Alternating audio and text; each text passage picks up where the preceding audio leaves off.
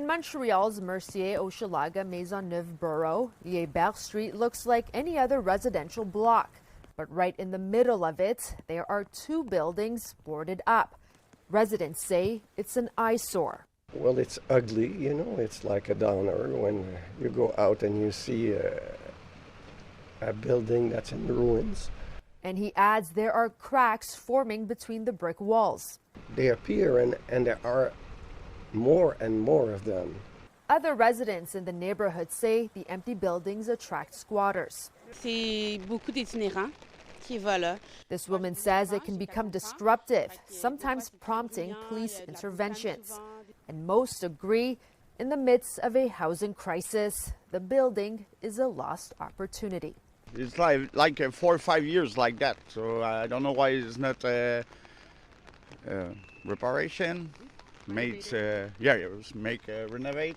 One housing advocate says their frustration is warranted, especially as rents continue to rise. Catherine Lucier is with Frappru. Not so far than 10 years ago, you were able to find a 5.5 for 500, 700. And a few years later, it's impossible to find those prices. These buildings were once part of a housing co-op, but Quebec's Housing Corporation, the SHQ, took ownership of the apartments in 2020. And the SHQ says the buildings are unlivable. Still, Lucier hopes the properties won't be written off. We consider that the Quebec government has a responsibility to be sure and to maintain those assets for the community. In a statement, the SHQ says it's conducting an analysis, weighing its options, including putting the buildings up for sale.